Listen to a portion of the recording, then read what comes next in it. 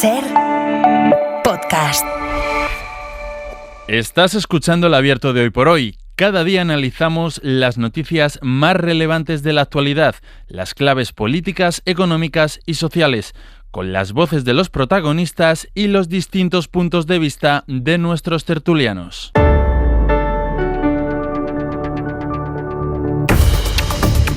Tiempo para el análisis, tiempo para el abierto. Hoy desde fuera del estudio, estamos en Santiago, estamos en el Pazo de Fonseca, estamos muy bien rodeados en un auditorio muy grande en este salón noble, lleno hasta la bandera. Agradezco muchísimo a los oyentes que vienen a vernos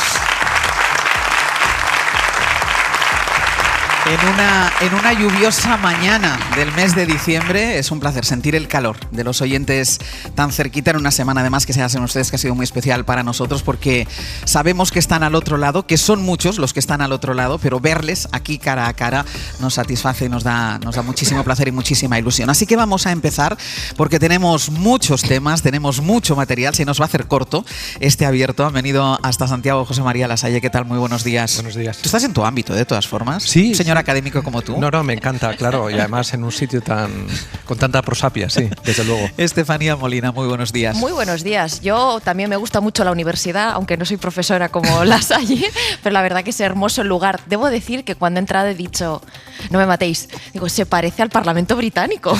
Tiene un aire. Mira, estos oyentes se van a enfrentar a estos oyentes. Después haremos polarizaremos a los oyentes. Y jugando en casa, Antón Losada, muy buenos días. Hola, ¿qué tal? Buenos días. Yo es que además trabajo aquí. Ya, cual... o sea, no has tenido casi que moverte mucho. No, es más grande que el Parlamento británico. Antes de empezar con todo, antes de empezar con todo lo que tenemos, como además toda la información es tan sórdida, tan desagradable, yo quiero empezar con algo que es una buena noticia, que siempre está bien, coincidiendo con la visita del Hoy por Hoy. No tiene que ver una cosa con la otra, pero a nosotros nos ha ido bien, coincidiendo con la visita del Hoy por Hoy aquí a Santiago. Ayer la familia Franco devolvió algo que no era suyo, que son las estatuas que un día vieron en el Pórtico de la Gloria de la Catedral de Santiago y dijeron, ¡ay, qué bonitas son! Nos las vamos a llevar. Bueno, pues ayer las devolvieron y en el Museo do Povo Galego está Sergio Soto. Sergio, ¿qué tal? Muy buenos días. Hola Ángeles, ¿qué tal? Buenos días. Cuéntanos. Pues mira, te digo que estoy aquí en una sala, nada más entrar al Museo do Povo Galego, a mano derecha, produce cierta congoja, claro, porque hay esta forma de respeto que solo hay en los museos, que parece que tienes que estar en silencio. Además, estaba a media luz hasta hace un momento, ahora hay un poquito más de luz, porque hay que preservar, hay que proteger a las estatuas, y ahora todavía no hay nadie, estoy prácticamente solo, el museo no ha abierto.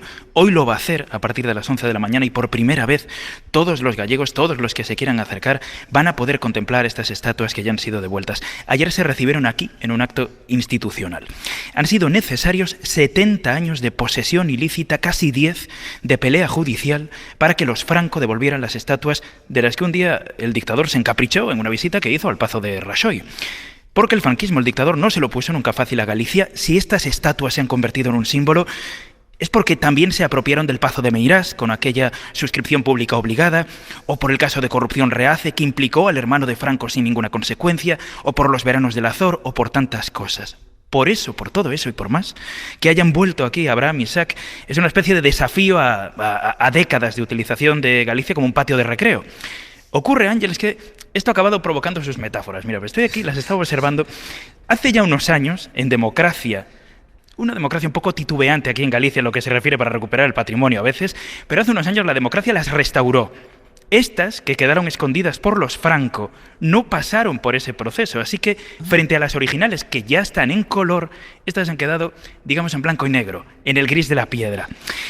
Mira, la cosa es que el mestre Mateo revolucionó la historia del arte cuando en el siglo XII decidió crear para una catedral ya muy pujante, que era la de Santiago, las primeras esculturas llenas de expresión de la historia. Por primera vez Dios excitaba los sentidos y eso se podía ver en la piedra. Unas se reían, otras cantaban, otras se lamentaban estar en el infierno.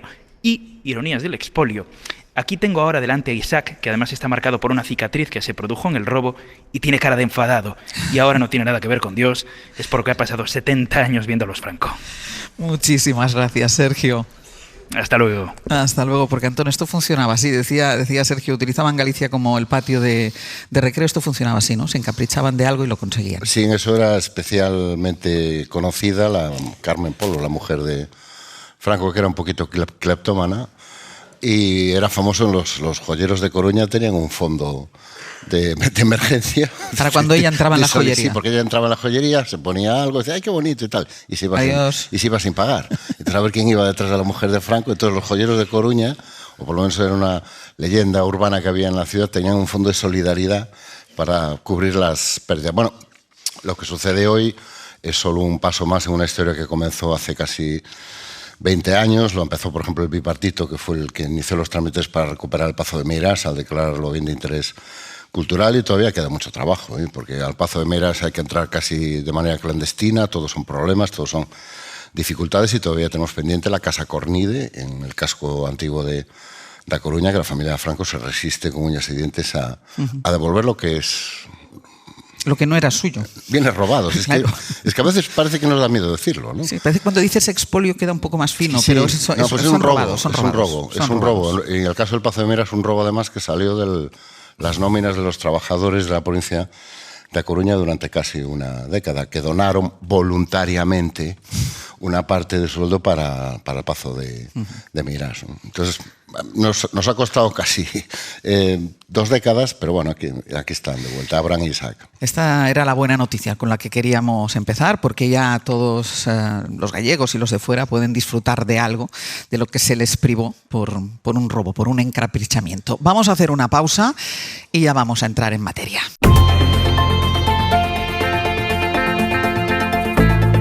El Abierto. Ser podcast. En El Abierto, Antón Losada, Estefanía Molina, José María Lasalle, hoy desde el Pazo de Fonseca. Y vamos a empezar ya con toda la actualidad que tiene mucho que ver con la situación en la que se encuentra el Partido Socialista por los casos de acoso y por los casos de corrupción. Vamos a empezar por lo primero, vamos a empezar por lo de acoso, porque ayer cuando pensábamos que la actualidad ya estaba cerrada, ya teníamos así como organizado el programa de hoy, saltó la dimisión de un miembro de la Ejecutiva Federal del Partido Socialista y senador por Valladolid, él es Javier Izquierdo. Ayer anunció que abandonaba todos sus cargos, anunció su marcha con un mensaje en redes sociales, un mensaje en el que asegura que debe hacer frente a otras labores personales y profesionales. Ana Fernández Vila, buenos días. Hola de nuevo, Ángels. Y aunque en público el PSOE evita pronunciarse, lo cierto es que en privado fuentes del partido aseguran que la marcha de Izquierdo tiene que ver más bien con este goteo de casos de acoso sexual que han aparecido en el partido, como los que afectan a Paco Salazar y al expresidente de la Diputación de Lugo, del que luego hablaremos. Sí, Javier Izquierdo anunció ayer de manera repentina que dejaba todos sus cargos, su puesto como secretario de Estudios y Programas en la Ejecutiva del PSOE y su escaño en el Senado. En un mensaje que publicó en las redes sociales aseguró, como decías, que se va para afrontar otras tareas profesionales y personales, y añadía que se iba seguro de que habrá quien lo haga mejor, pero hasta ahí las no explicaciones. Tampoco Ferraz confirma oficialmente los motivos ni si consta una denuncia contra él en el canal antiacoso, pero fuentes socialistas sí que enmarcan la decisión en el goteo de casos de presunto acoso sexual y comportamientos machistas que se están produciendo. De hecho, en los últimos días en privado Izquierdo ya estaba siendo señalado, aunque distintas fuentes consultadas por la SER muestran su sorpresa y su indignación. Reciben este nuevo golpe asqueados, nos dicen, un golpe que ahonda aún más en el estado de shock que todos estos casos están dejando al PSOE. Bueno, pues en plena crisis interna por estos casos de acoso no va a ser hasta el día de hoy cuando veamos por primera vez en rueda de prensa a la secretaria de Organización del Partido Socialista, Rebeca Torró. Va a comparecer para explicar las medidas que va a tomar el partido, es decir, que va a dar explicaciones 5 meses después de que Ferraz supiera las denuncias contra Paco Salazar. Ana. Sí, Torró prevé analizar los errores cometidos por la tardanza en gestionar las denuncias contra Salazar, de la que algunos sectores del partido la responsabilizan. De hecho, a ella se espera que la secretaria de Organización anuncie los pasos que prevé dar ahora el PSOE, ¿no?, para mejorar los protocolos internos y el acompañamiento a las víctimas, que son 2 de las cuestiones que aseguran que han fallado.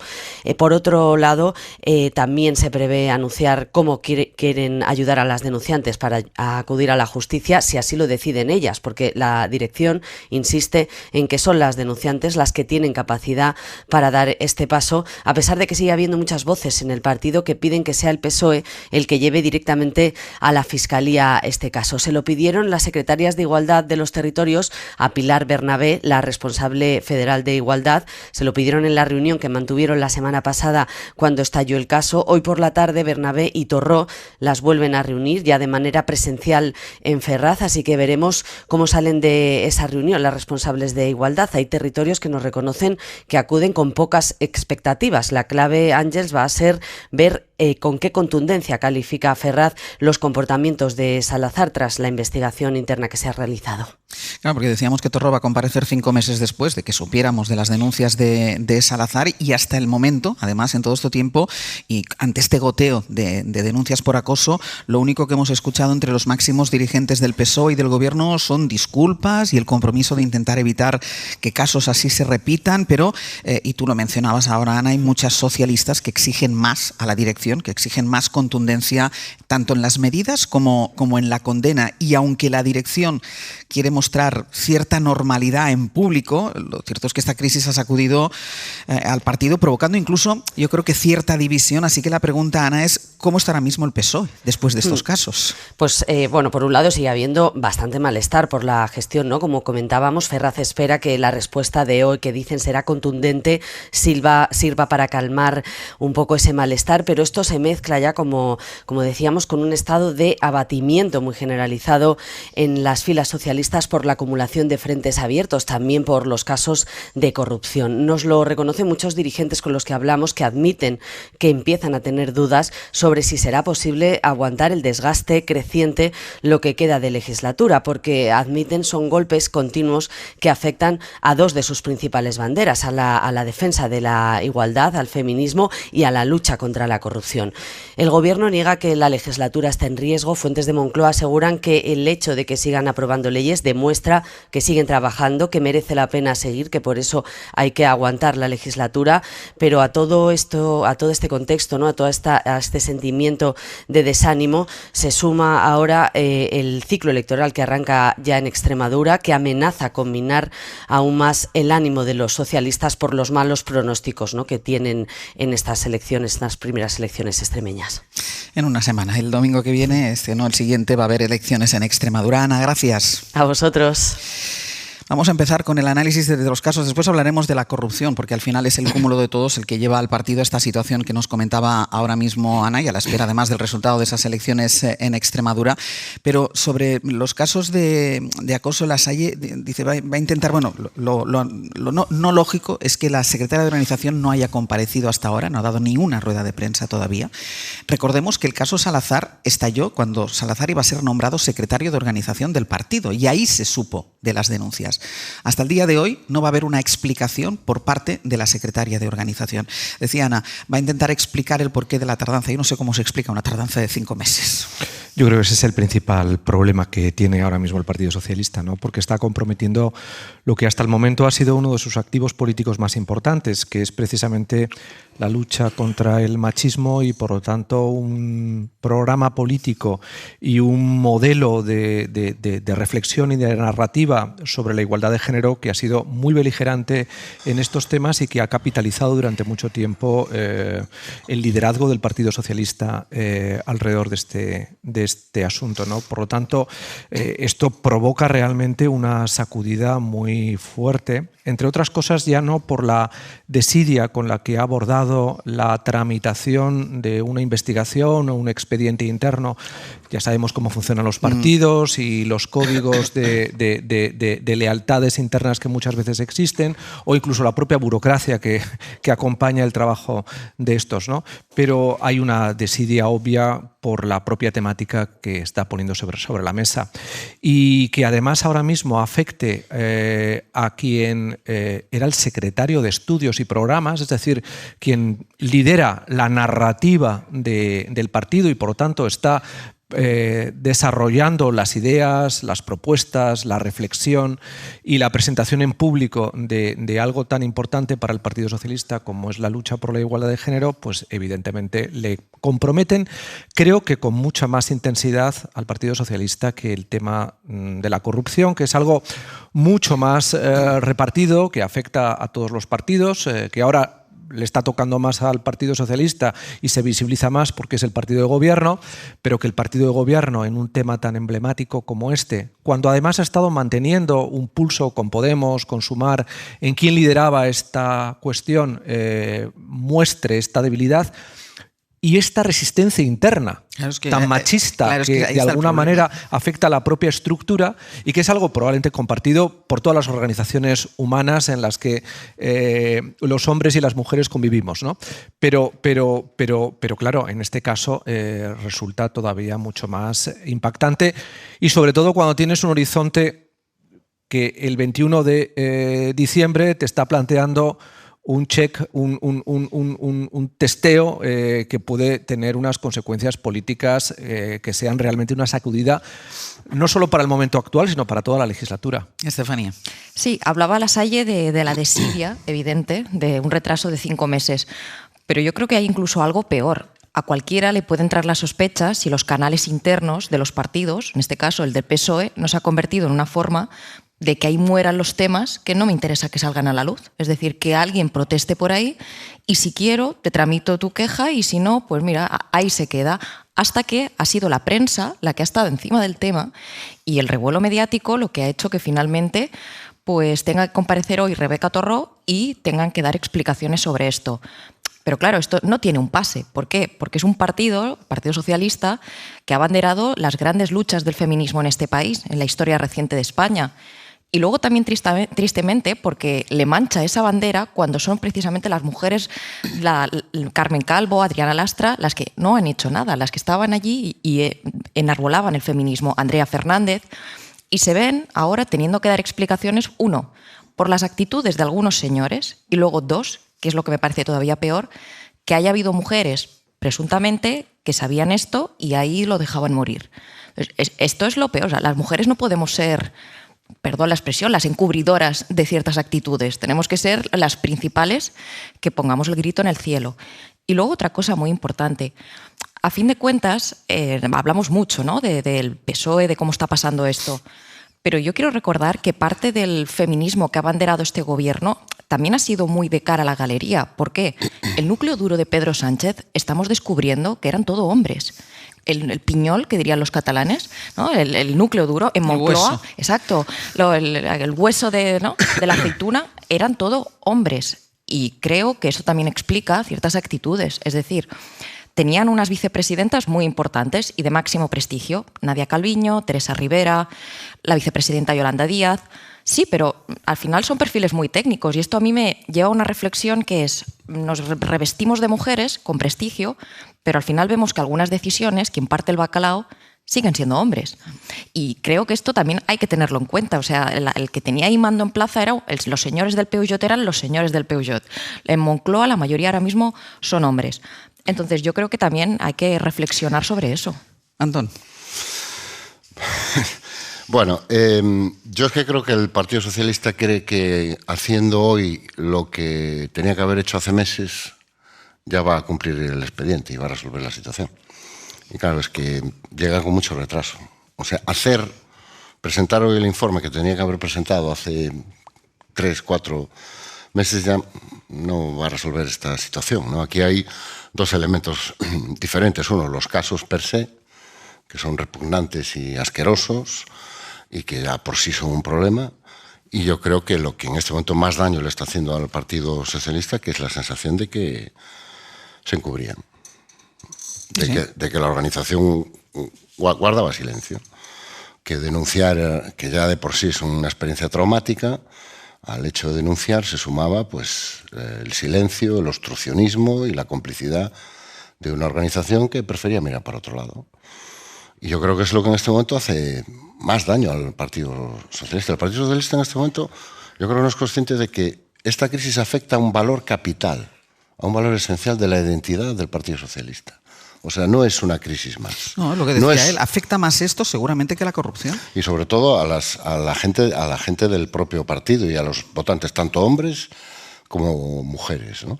Porque ¿qué salva en este momento al Partido Socialista? Su historial, la hoja de servicios que puede presentar. Haber sido el partido que ha presentado las leyes que han significado realmente avances importantes en materia de igualdad, en materia de defensa de los derechos de las mujeres, su promoción laboral y profesional. Pero claro, ese capital se agota. Y ese capital se está despilfarrando por la incapacidad de la organización para hacer, yo creo que, dos cosas que seguramente cualquier militante o cualquier votante socialista quiere. Uno, limpieza. No esperar a que salgan los casos a los medios de comunicación. Si hay que hacer limpieza en la casa, hágase ya. Y dos, cambios orgánicos y cambios estructurales. Es decir, está claro que los canales internos no funcionan, está claro que el protocolo que aprobaron antes del verano es como si no hubieran aprobado nada. Entonces, no más protocolos, no más papeles, no más informes, acciones y decisiones, que es lo que está faltando en este caso. Y una cosa añado, y la apuntaba antes, ahí la apuntabas tú, el hecho de cómo funcionan las dinámicas de los partidos. Porque claro, como todo al final... todo el mundo le debe algo a alguien, es decir, funciona en una dinámica de lealtades.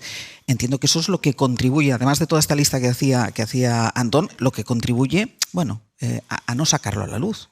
Bueno, sí, hay... Que no sé si es solo del Partido Socialista, son las dinámicas, si tú lo conoces, son las dinámicas de los partidos. Hay una, como dijo un teórico de la sociología alemana allá por finales del siglo XIX, Michels, hay una ley de hierro de las oligarquías en los partidos y esa ley de hierro de las oligarquías se transforma en burocracia y además en una burocracia muy jerarquizada donde normalmente la testosterona es algo que responde a un código estrictamente masculino, ¿no? Y yo creo que ese es un factor que trasciende las banderas políticas y que entra también, y hay que hablarlo así casi, de una manera hormonal en la gestión interna de los partidos y que es muy difícil de erradicar. Y yo no he dicho de los partidos, de las organizaciones humanas, porque yo creo que hay ciertos códigos de solidaridad, como hay códigos de solidaridad femenina que operan de una manera inconsciente y muy sutil en determinados momentos y que plantean complicidades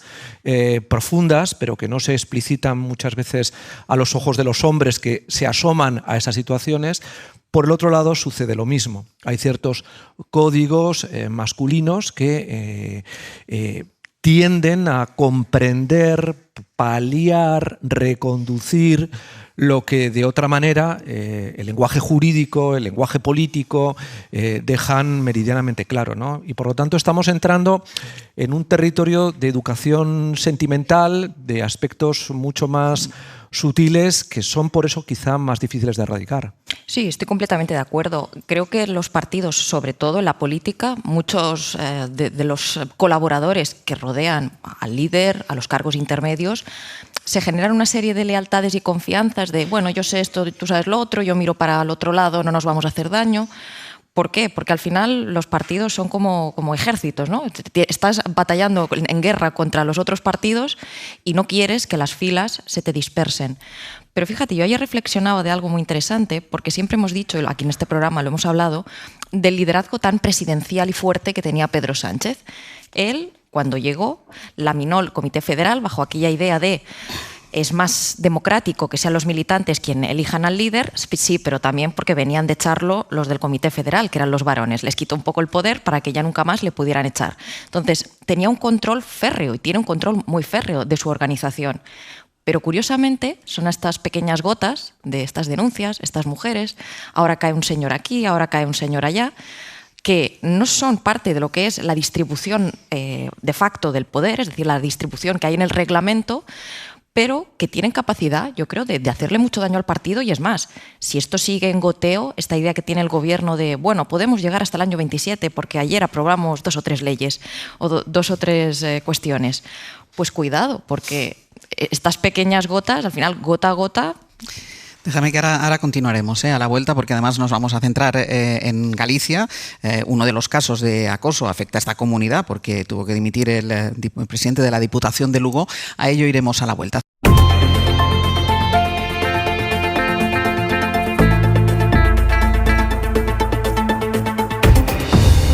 Abierto hoy desde el Pazo de Fonseca con Antón Losada, con Estefanía Molina y con José María Lasalle. Hablábamos antes de las reacciones que ha provocado este goteo de casos de acoso sexual en la dirección del Partido Socialista. ¿Cómo han tardado tanto en dar explicaciones? Va a ser hoy a las 11:30 cuando comparezca por primera vez la secretaria de organización del partido. De momento lo que ha hecho la cúpula socialista es pedir disculpas, decir que tomará medidas. Bueno, estamos hablando de la dirección nacional y sobre todo relacionado con el caso Paco Salazar, a pesar de la dimisión también que conocimos ayer a última hora de otro miembro de esa ejecutiva. Pero como les venimos contando, hace días hay otro caso que afecta al PSOE gallego, al PSDG, concretamente al ya expresidente de la Diputación de Lugo. Aquí con nosotros en Santiago está Ricardo Rodríguez. Richie, buen día. Hola, buen día, Ángels. Lo llamativo es que a pesar de las denuncias, a pesar de que Ferraz exige que José Tomé abandone su cargo, porque recordemos, ha dejado la Diputación, pero sigue como alcalde de Monforte de Lemos y como diputado provincial, algo que no ha hecho todavía. Le aprieta el Partido Socialista para que lo haga, pero de momento no lo ha hecho. El PSOE gallego, Richie, ha tardado casi 2 días enteros en reaccionar. Su líder, José Ramón Gómez Besteiro, guardó silencio hasta ayer por la tarde, cuando habló a través de una carta que mandó a los militantes en las que habla de su indignación con este asunto, dice que todo se investigará y mantiene que él no tuvo acceso a las denuncias porque hay un protocolo interno que lo impide. Sí, Besteiro afronta una profunda crisis interna que trata de taponar a destiempo con una reacción que muchos en el PSOE consideran tardía e insuficiente. En esa carta a la militancia, Besteiro habla de una profunda tristeza e indignación y de una repugnancia inevitable tras conocerse esas denuncias por acoso sexual a José Tomé. En esa carta asegura que la dirección, como decías, no tiene acceso a ninguna denuncia presentada a través del canal de acoso del partido porque el protocolo garantiza el anonimato absoluto. Y esto es importante, Ángels, porque el líder del Partido Socialista de Galicia sigue sin aclarar si él o su número 2, la secretaria de organización Lara Méndez, tenían conocimiento de esas conductas inapropiadas por parte del presidente de la Diputación de Lugo a través de terceros o de esa denuncia de ofrecimientos de trabajo a cambio de sexo. En el entorno de Besteiro hay gran preocupación de que pueda trascender públicamente alguna prueba que pueda comprometerlo a él o a alguien de la dirección actual en un posible encubrimiento de los hechos. Entre tanto, crece el malestar interno por la gestión de esta crisis. Esta tarde se reúne la ejecutiva del PSOE gallego y después va a comparecer Besteiro. Primera comparecencia desde que estalló esta crisis hace 3 días. Hay muchas explicaciones pendientes, mucho que aclarar y también otro lío interno que resolver. Además de esta cuestionable respuesta, Besteiro trata de coser a marchas forzadas las heridas que ha reabierto este escándalo en un partido que no acaba de remontar tras el varapalo electoral. Ha pasado Besteiro el miércoles en Monforte todo el día tratando de convencer a Tomé de que dimitiese y entregase todas sus actas. Lo primero se hará efectivo en principio este viernes porque está previsto que José Tomé formalice su renuncia. Veremos si lo hace y cómo lo hace, porque todavía no está claro, pero va a continuar como alcalde de Monforte, va a dejar allí al Partido Socialista sin grupo municipal porque todos los concejales se van a ir con él al grupo de no adscritos y mantendrá su acta de diputado provincial y, por tanto, la llave para designar a su relevo, porque sin su voto el PSOE no tiene garantizada la mayoría. Por eso el líder del Partido Socialista ha intensificado en estas últimas horas los contactos para buscar equilibrios internos que permitan al PSOE no perder la Diputación de Lugo, y todo, Ángels, entre denuncias cruzadas de fuego amigo que dejan muy tocada a la actual dirección del partido en Galicia. Decías que Besteiro hablará esta tarde, de momento no lo ha hecho, no ha comparecido ante los medios de comunicación, tampoco lo ha hecho Lara Méndez. No, ha comparecido casi por obligación porque tenía una comparecencia el pasado miércoles en la Junta de Portavoces en el Parlamento, pero no quiso responder a ninguna de las preguntas de los periodistas sobre si ella tenía conocimiento de esta situación en el partido, de si alguien les había hecho llegar estas denuncias de acoso sexual, de presunto acoso a José Tomé. Ha esquivado todas las preguntas y ha dicho que habría una respuesta contundente del partido. Desde entonces, también silencio por parte de la número 2 del PSOE. Los dos, Lara Méndez y Besteiro, son de Lugo además, sí. Y bueno, pues en principio hay mucho malestar interno por cómo están dando respuesta a esta crisis, sí, y sobre todo el temor a que puedan acabar salpicados porque ellos tenían algún tipo de conocimiento de lo ocurrido. Nos está escuchando Inés Rey, ella es alcaldesa de A Coruña, miembro de la ejecutiva del PSOE. Alcaldesa, ¿qué tal? Muy buenos días. ¿Qué tal, Ángels? Buenos días. Alcaldesa, ¿usted le encuentra alguna explicación a esta tardanza por parte de la dirección del Partido Socialista aquí en Galicia, esta tardanza a reaccionar, a dar explicaciones? Bueno, pues yo no le encuentro mucha explicación y lo que me preocupa es que el partido y la ciudadanía tampoco. Yo En un caso como este creo que hay que ser muy contundentes, actuar con firmeza y con rapidez, sobre todo para que, en primer lugar, las víctimas se sientan respaldadas y protegidas, que es lo fundamental y lo que hay que proteger, y en segundo lugar porque la ciudadanía, los votantes, esperan una respuesta de un partido que además es el partido del feminismo, es el partido que ha llevado adelante todas las reformas legales y la conquista de derechos de las mujeres, y este tipo de conductas, pues yo creo que además de intolerables, pues tenemos la obligación de erradicarlas. ¿Tiene algún indicio que le pueda hacer pensar que la dirección del PSDG conocía el comportamiento de Tomé? Yo no tengo ningún indicio ni ninguna prueba, ni mucho menos. En cualquier caso, más allá de que se supiera o no se supiera, creo que en este caso hay que actuar, como digo, con contundencia, y desde luego a mí como ciudadana, como socialista, como mujer, como la etiqueta que quieran ponerme, creo que ha sido insuficiente el hecho de que José Tomé haya dimitido de la presidencia de la Diputación de Lugo. Quiero decir, si uno dimite por un caso de acoso, el caso de acoso no se limita o circunscribe a la presidencia de la Diputación. ¿Qué pasa? En la presidencia de la Diputación sí y en el Ayuntamiento no. Creo que la imagen pues no es edificante, y desde luego esa solución por la que ha optado el ya expresidente de la Diputación de Lugo creo que no es suficiente. ¿Le parece insuficiente también la reacción de Ferraz ante los otros casos de acoso y sobre todo sobre el caso Paco Salazar? Estábamos diciendo antes, alcaldesa, han pasado 5 meses desde que se conoció la existencia de esas denuncias y hasta hoy no va a comparecer la secretaria de organización. ¿También le parece insuficiente la reacción de Ferraz?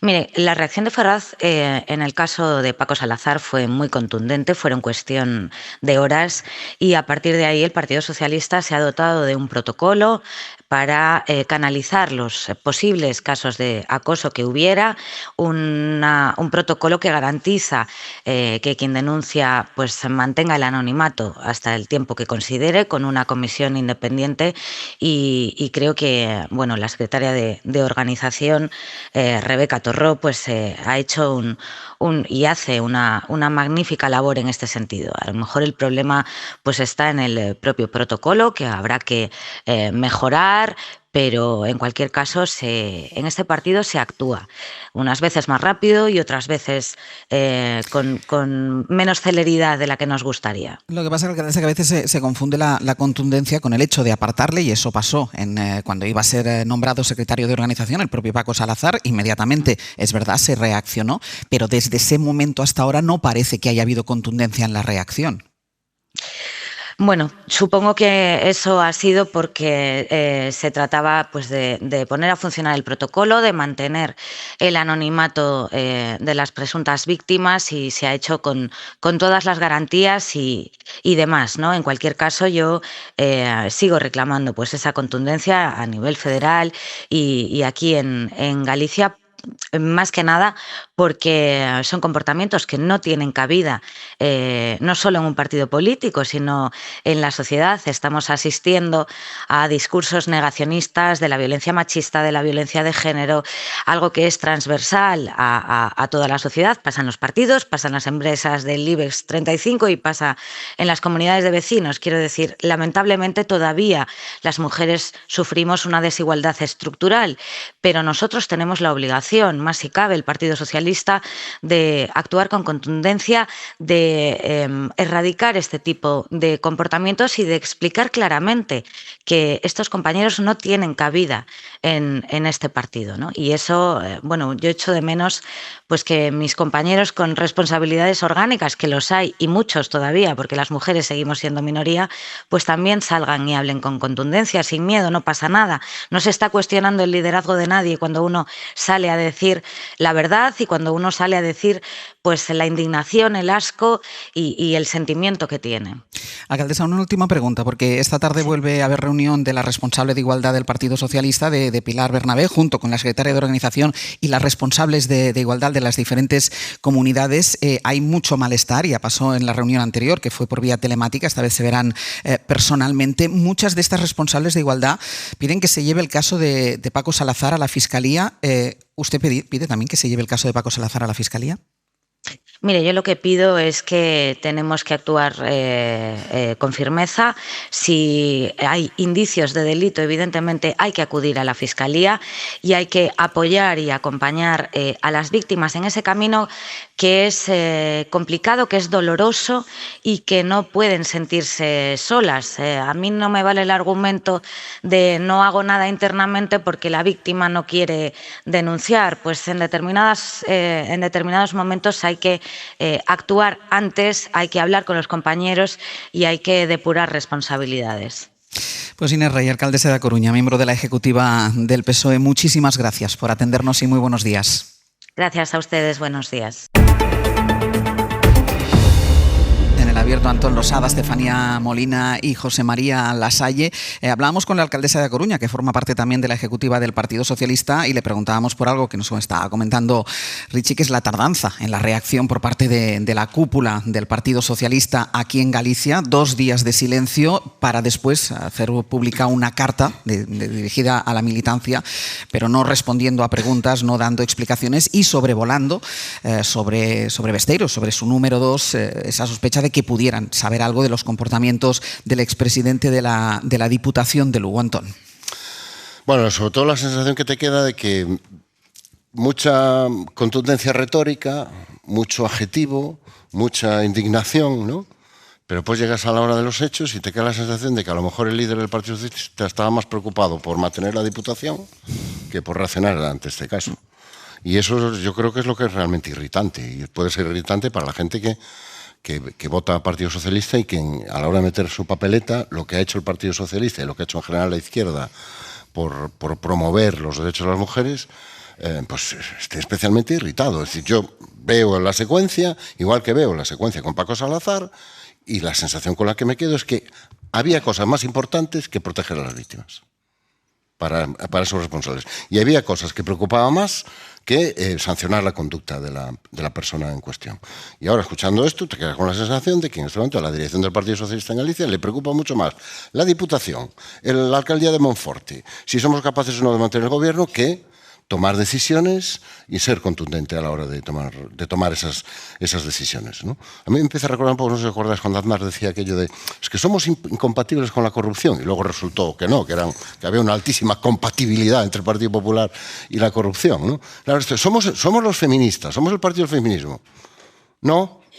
O sea, los hechos nos indican que no está tan claro, ¿no? Y me da la sensación que en el Partido Socialista no acaban de entender que esto es una crisis mollar de su identidad. Esto afecta directamente a la identidad del Partido Socialista. Sí, es que fíjate lo que dice Antón de no tomamos cartas en el asunto por no perder el poder, pero luego, como no has tomado cartas en el asunto, tus banderas se van debilitando y la gente va viendo que esa credibilidad que tú te das como partido de las grandes conquistas del feminismo en España, cuando te toca aplicártelo a ti, pues hay quien mira hacia otro lado. Y yo quería volver sobre algo que he comentado antes, que me parecía muy importante, por si no había quedado claro. Hay que tener en cuenta que es muy paradójico que haya grandes feministas que han luchado por los derechos del feminismo en el Partido Socialista. Yo decía Carmen Calvo, Adriana Lastra, Andrea Fernández, que curiosamente están defenestradas, que han caído en desgracia, mientras el partido sigue manteniendo estas actitudes. Y precisamente, yo antes decía, ellas no han hecho nada, no que se hayan quedado calladas, porque ellas protestonas son. Si yo me refería a que ellas no han consumido prostitución, ellas no pesa ninguna sospecha de que hayan acosado a ningún señor ni a ninguna señora. Y claro, al final, los que allí se quedan, vemos esta serie de actitudes, esta serie de sospechas, que clama al cielo. ¿Cómo puede ser que el ala más feminista haya sido defenestrada en los últimos años y luego pues, los que siguen ahí no han depurado? Yo, insisto, me refería a eso, no a que ellas hayan callado. Al contrario, sino que se les ha hecho escarnio a mujeres que sobre ellas no pesa, insisto, ni que hayan ido de putas ni que hayan acosado a nadie. Fíjate, pero hay una cosa interesante que yo creo que también podríamos poner sobre la mesa, y es el golpe de realidad que para todos significan los casos que estamos conociendo. Un golpe de realidad machista, en un sentido literal del término, ¿no? En nuestra tertulia tenemos un experto sobre Foucault, que es Gonzalo Velasco, no le voy a negar su... Pero este es un típico caso de biopoder, es decir, hay un poder en los cuerpos. Hay un poder en los cuerpos que se corrige no con las ideas, sino con la educación, y con la educación sentimental que reciben los niños en sus casas, en las relaciones entre niños, en cómo se organiza, por ejemplo, el patio del colegio. Que cuando lo visibilizas ves que las niñas están arrinconadas jugando y los niños se adueñan del espacio imponiendo el fútbol. Es decir, hay toda una serie de mecanismos que tienen que ver con esa especie de biopoder que opera a nivel corpóreo y que necesitaría no ideas, que sí, que estamos viendo que las ideas están ahí, que funcionan en los programas, que están en las comisiones de estudio, que están en las leyes. No, que operásemos directamente sobre la realidad, en este caso de las cosas, sobre el cuerpo a través de la educación sentimental, que es algo que deberíamos hacer cada uno de nosotros, con nuestras hijas, con nuestros hijos, con nuestros amigos, porque ¿cuántos de los aquí presentes nos asomamos, y hablo como hombre, muchas veces a conversaciones en las que fluyen esas complicidades masculinas que si las mujeres las escucharan les ofenderían extraordinariamente, pero que nosotros pasamos así un poquito por encima, pensamos, pero qué burro puede ser, pero te quedas ahí, porque no vas a afearle a ese amigo tuyo con el que convives desde hace tantos años, que en el fondo es un machista insoportable, pero es tu amigo. En fin, y no hay ni mayor trascendencia que eso, pero esa es la educación sentimental que deberíamos que ser trabajar, que yo creo que es de lo que podemos estar hablando en la estructura de las cosas que estamos comentando. Pero ¿no? mira, sin negar lo del biopoder, hay una cosa más básica todavía que se llama coherencia. Bueno, sí, entonces, claro. Si a ti te importa tanto este tema, no estás 48 horas escondido, como está el líder del Partido Socialista en Galicia. Si a ti te importa tanto este tema, Pedro Sánchez tenía que estar dando explicaciones en primera persona. Si realmente esto es tan importante, si esto es un valor fundamental para ti, si este es el partido de los feministas, demuéstralo con los hechos. Y luego esa confusión que yo le comentaba a la alcaldesa, esa confusión que además es la salida que tiene habitualmente, y ahora iremos a ello, es la salida que tiene habitualmente el presidente del gobierno ante los casos de corrupción y ahora los casos de acoso. Hemos actuado con contundencia. La confusión de que actuar con contundencia es apartarles, faltaría que no les apartaran, o sea, faltaría que no les apartaran. Pero luego a partir de ahí se cree que el trabajo está hecho. No, es que queda mucho por hacer.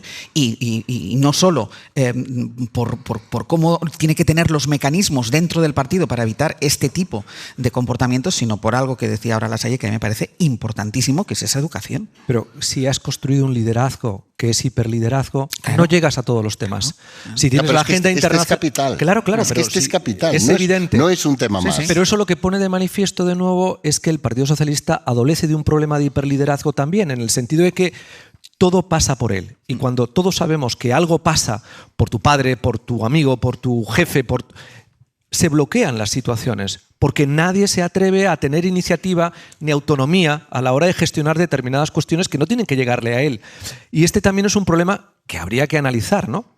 Es que esta sí tiene que llegarle a él.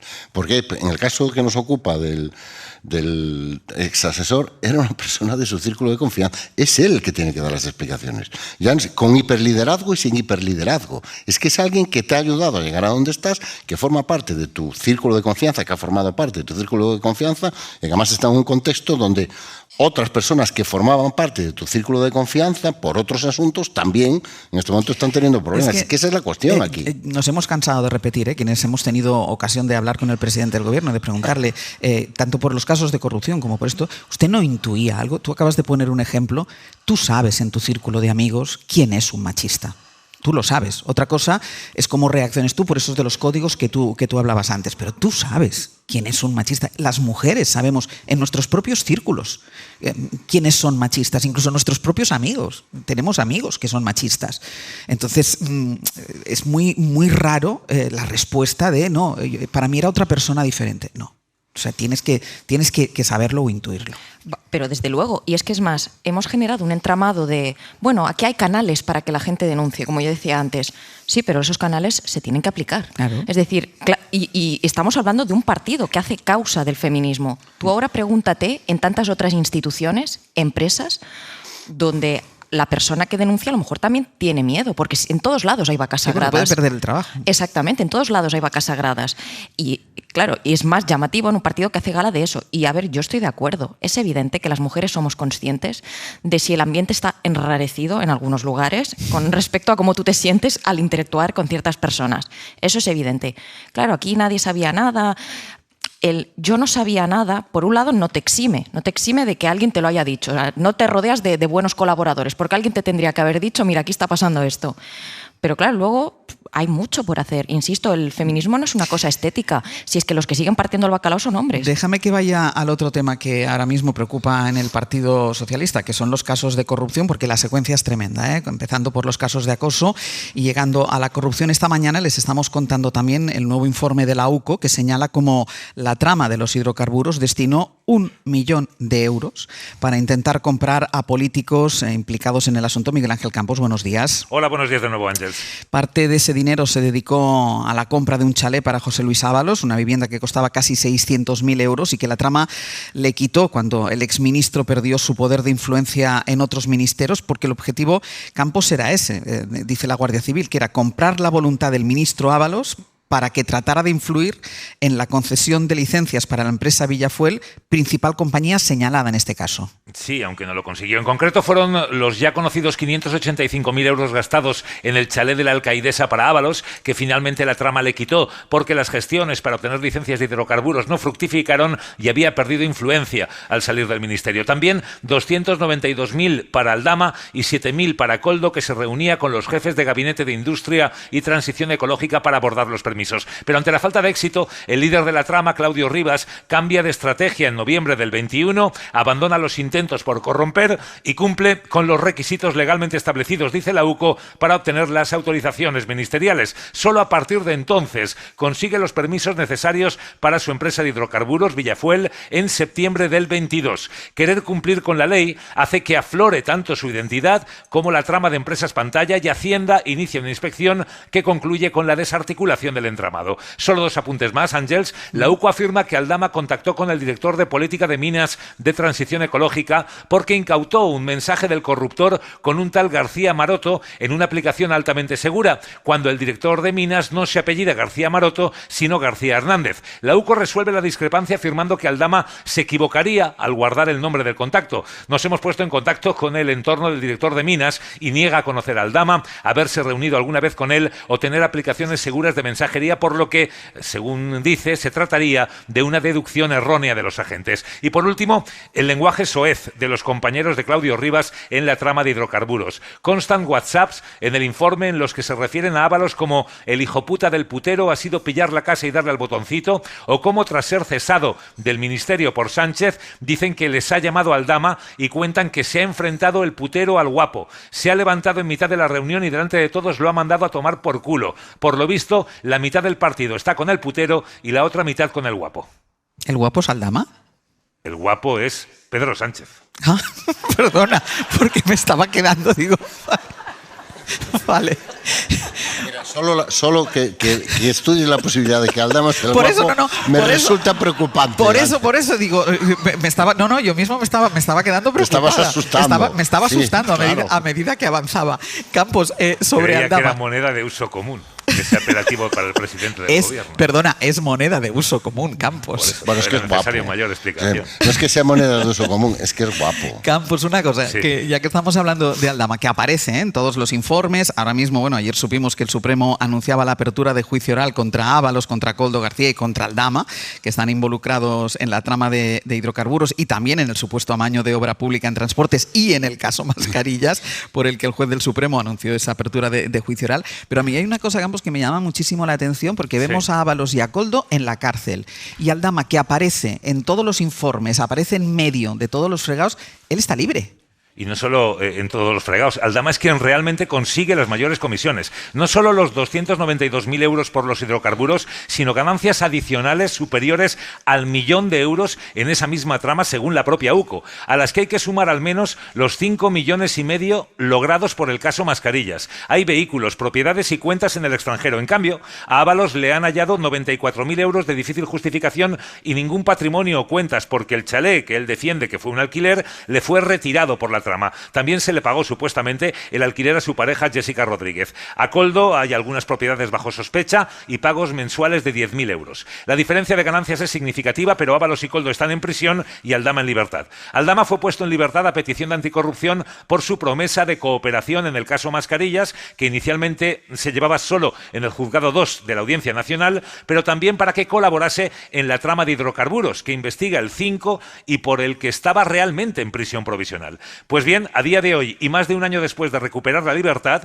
fuentes jurídicas de la Audiencia Nacional confirman a la SER que Aldama no ha colaborado ni un ápice en esa trama de hidrocarburos, ni una sola pista o declaración que haya servido para esclarecer los hechos en el juzgado que le dejó en libertad con la promesa de cooperar. ¿Por qué el juez Pedraz, titular del Juzgado 5 de la Audiencia, no le vuelve a encarcelar? Porque nadie se lo pide, y él no puede mandarle a la cárcel sin que lo reclame la acusación. El juez tenía las manos atadas cuando le liberó hace un año, porque Anticorrupción era la única acusación en la causa y al pedírselo tenía que acceder, pero la prometida colaboración, Ángels, ha brillado por su ausencia. Campos, gracias. A ti, buenos días. Este es un caso, vamos con el otro, porque fue ayer cuando la Guardia Civil llevó a cabo varios registros en el marco de la investigación, de la que han terminado siendo detenidos la exmilitante del PSOE, Leire Díez, el expresidente de la SEPI, Vicente Fernández, y como conocimos ayer, Anchón Alonso, propietario de Servinavar. Ya saben que es la empresa que la UCO vincula con Santos Cerdán, al apuntalar que el ex número 3 del PSOE tenía el 45% de su propiedad. Javier Bañuelos, buenos días. Hola, no, Ángels, ¿qué tal? Yo creo que al final la gente se pierde con las tramas, porque a pesar de los vínculos existentes entre Santos Cerdán y estos detenidos, fuentes de la investigación dicen que son dos cosas diferentes, que son una pieza separada, un caso por el que ayer también se llevaron a cabo, recordemos, 19 registros en distintas provincias. Eso es, Ángels. Bueno, y la matriz en esta operación es Servinavar, es el corazón de esta nueva trama, una supuesta organización criminal sobre la que vuelve a sobrevolar, la sombra de Santos Cerdán, aunque, lo dicho, hay que recordarlo y matizarlo, no está investigado de momento en esta nueva causa. Sin duda, la detención del empresario Anchón Alonso, socio de Cerdán, confirma el nexo de esta operación con la órbita del ex número 3 del Partido Socialista, pero fuentes de la investigación mantienen que estamos ante una nueva organización criminal, una presunta trama que habría participado en el amaño de contratos públicos previo pago de comisiones. Por eso se investiga a los 3 detenidos por tráfico de influencias, prevaricación y malversación.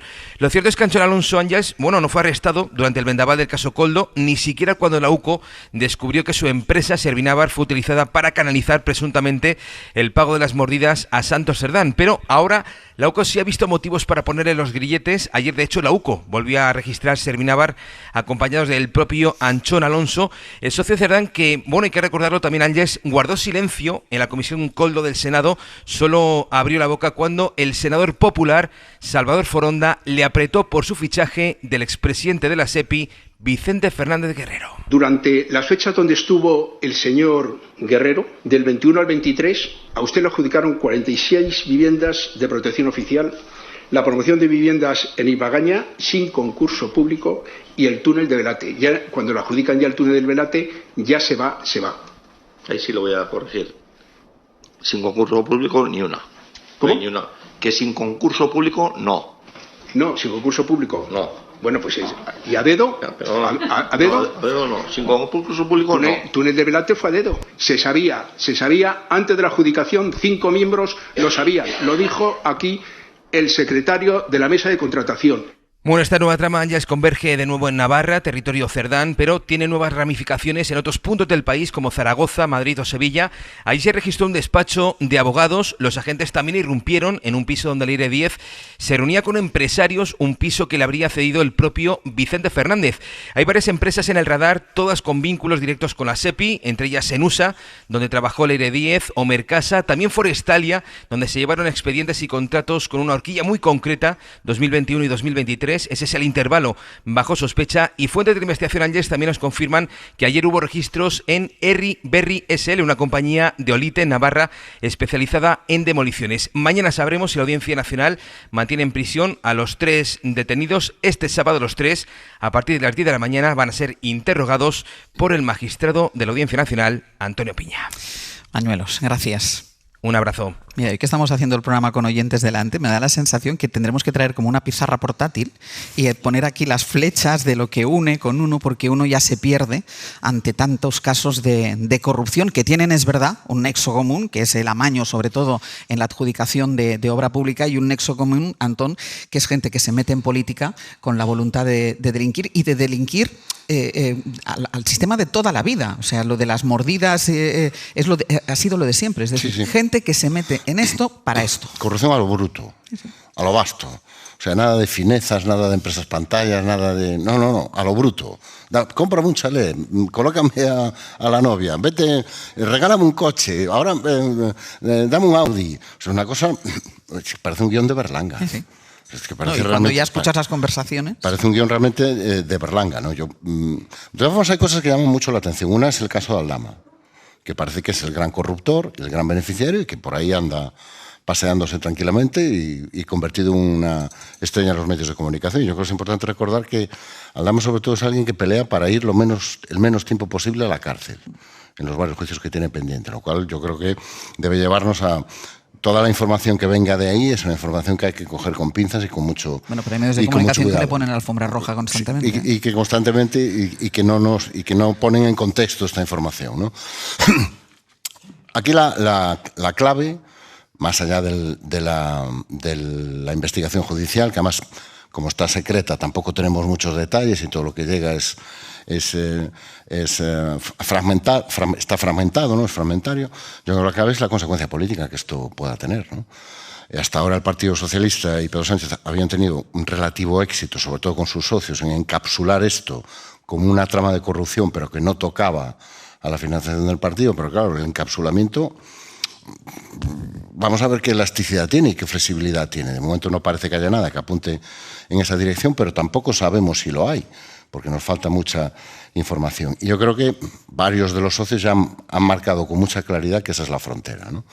Si esto deja de ser una trama de corrupción de un número X de personas que entran en política para enriquecerse a lo bruto, o si realmente responde a algo más, ¿no? Pero aunque los socios hayan marcado la línea roja para ellos es que haya financiación, que se demuestre que puede haber financiación ilegal del Partido Socialista. Hombre, si a nosotros como periodistas y a los oyentes como oyentes se les hace insoportable, a los socios cada vez se les pone más cuesta arriba sostener a un gobierno acosado, aunque no haya traspasado la línea de la financiación ilegal, pero con gente del núcleo duro, y volvemos a eso, del presidente del gobierno en la cárcel o involucrada en casos de corrupción. Y luego ya los casos de acoso.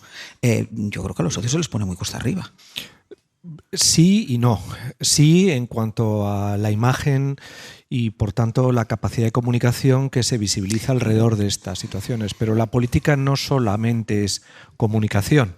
La política es poder. Y al mismo tiempo que esto se está produciendo, el Partido Socialista en el gobierno está más debilitado y por lo tanto les necesita más. Y al necesitarles más en esa relación de poder que también gestiona un gobierno que no tiene mayoría y que les necesita, pues se traduce en una oportunidad de aprovechamiento de cara a pues recibir, y vamos a decirlo así, trato de favor en los territorios donde ellos tienen más presencia política y pueden así visibilizarlo, ¿no? Por lo tanto, es un do-des, uno da y otro recibe, y el debilitamiento al final lo que está perjudicando a todos es porque daña el interés general.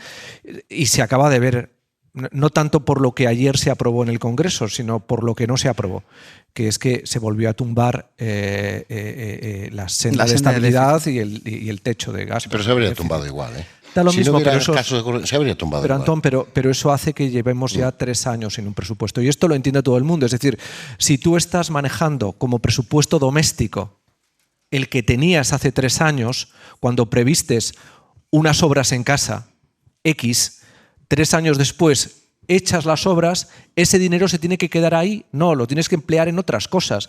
Y el problema de manejar un presupuesto que se prorroga y que no te permite disponer del dinero que tienes como quisieras, es que estás atrapado en la imagen y en la película de realidad que tenías que gestionar con un presupuesto hace 3 años. Y eso deteriora el mantenimiento normal de las cosas que nos afectan a todos, la educación, la movilidad, etcétera. Lo que etcétera. debería estar en el debate y en la conversación. Claro, pero es que es muy importante un presupuesto. Yo entiendo que se pueda prorrogar 1 año, incluso 2, pero convertirlo en algo casi sistémico para alargar la legislatura, cuando además están dando estas situaciones, pues a sus socios, especialmente a los más reputacionalmente interesados en que esto no sea así, estoy pensando sobre todo en el PNV, pues más tarde o más temprano se lo echa atrás. Déjame un momento, Estefanía, porque como ha sacado el tema de lo que pasó ayer en el Pleno, Josué Coello, buenos días.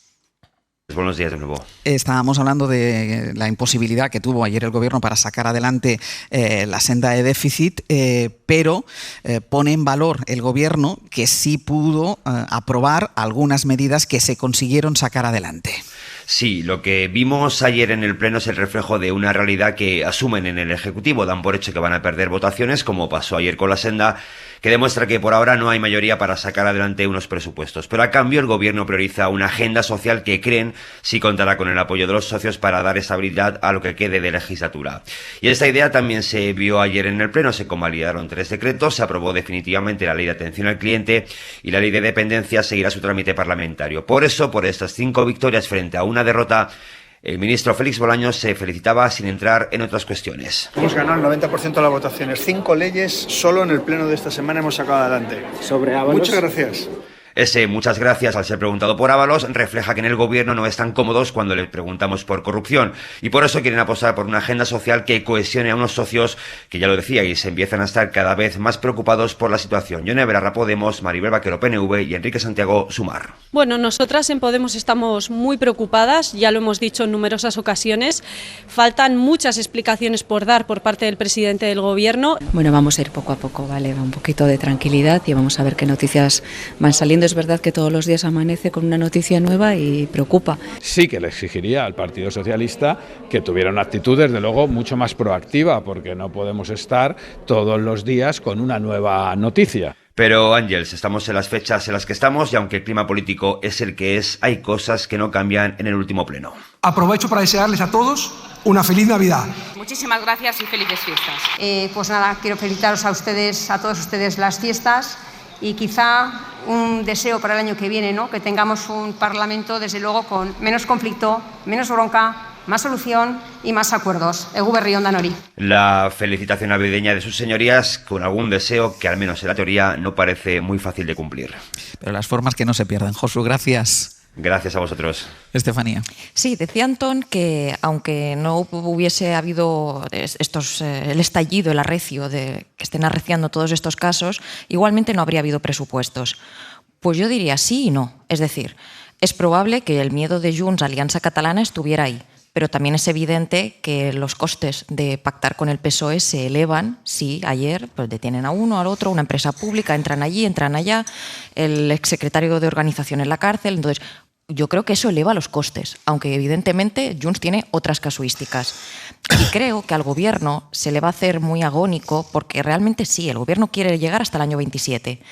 Y cada cosa que aprueban en el Parlamento para ellos ya es un granito, pero la ley marco, la ley más importante, son los presupuestos. La gente puede entender que tú tengas estos escándalos y digas, bueno, yo pues me desvinculo, yo no sabía esto, no tenía nada que ver. Bueno, te puede parecer, y te puede parecer incluso grave lo que está pasando, pero si encima no tienes ni acción política, es que el foco solo son las polémicas. El desgaste, hasta ahora, parecía que no le estaba pasando factura al PSOE, también porque ha habido grandes temas de la izquierda que el Gobierno ha sabido hacer bandera. La cuestión de Gaza y otras tantas cuestiones. Sí, pero mientras tanto, cuando ya no tienes esas ventanas de oportunidad donde a tu gente la puedes mantener activa sobre temas que le importan realmente a la izquierda y encima luego no tienes presupuestos, las polémicas yo creo que son la gota china, te van haciendo mella. Y luego también te digo una cosa, los socios han dicho lo de la financiación ilegal, pero la barrera podría haber sido otra. Es decir, no es suficientemente grave el presunto cobro de mordidas.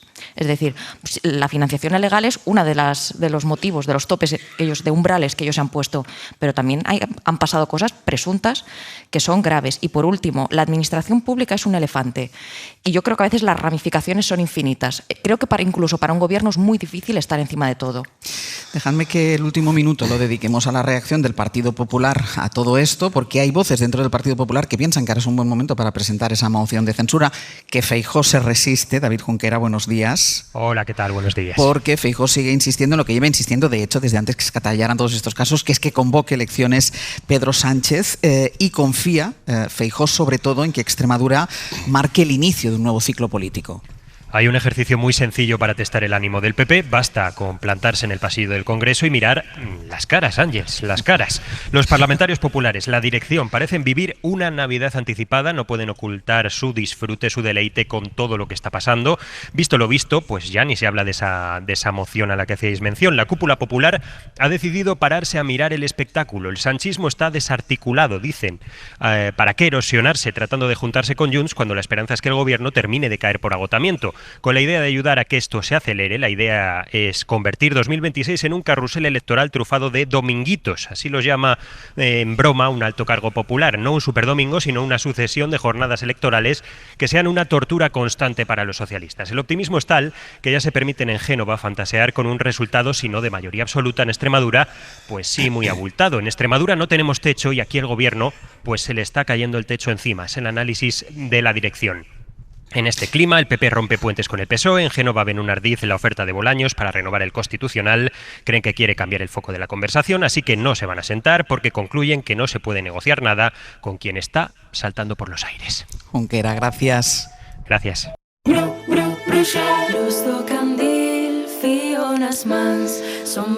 Un minutito para explicarles que sigue la mañana de radio, que ahora hablaremos de cómo está esta comunidad después de los devastadores incendios de este verano. Nos reiremos un ratito, se lo prometo también. Hablaremos de libros, hablaremos de música y estarán aquí estas que están sonando, que son las fillas de Cassandra, que enseguida van a venir a probar. Último minuto también para decirles a los tres analistas de esta mañana muchísimas gracias y hasta la semana que viene. Y un aplauso para ellos, que se lo han ganado. Por Dios.